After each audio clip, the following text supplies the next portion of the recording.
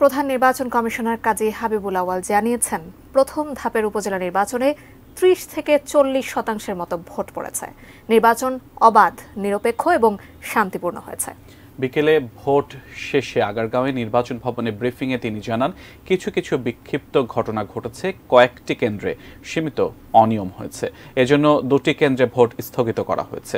Vote কেন্দ্রের বাইরে প্রার্থীর সমর্থকদের মধ্যে ধাওয়া পাল্টা ধাওয়ায় ৩৪টি ঘটনায় ২৫ জন আহত ও ৩৭ জন আটক হয়েছেন। সিইসি জানান, সকালে ঝড় বৃষ্টি এবং ধান কাটার মৌসুম হওয়ায় ভোট পড়ার হার কম হতে পারে। তবে ভোটারদের অনাস্থা নিয়ে প্রশ্ন করা হলে মন্তব্য করতে রাজি হননি কাজী হাবিবুল আউয়াল।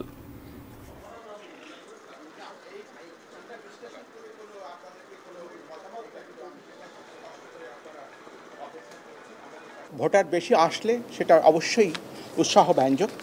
যদি আরও ভালো হতো সেটা ভালো হতো, কিন্তু বিভিন্ন কারণ থাকতে পারে। কিন্তু আমাদের কাছে হচ্ছে আমরা গণনা করে কে বেশি ভোট পেয়েছেন তাকে বিজিত ঘোষণা করা হবে। আমার বিষয় হচ্ছে ভোট হয়েছে কিনা, ভোটাররা আসছে কিনা, ওরা ভোট দিতে পেরেছেন কিনা, কোথায় কি অনিয়ম হলো না, এটাও আমি বলবো না। আমরা আমাদের দায়িত্ব পালন করেছি।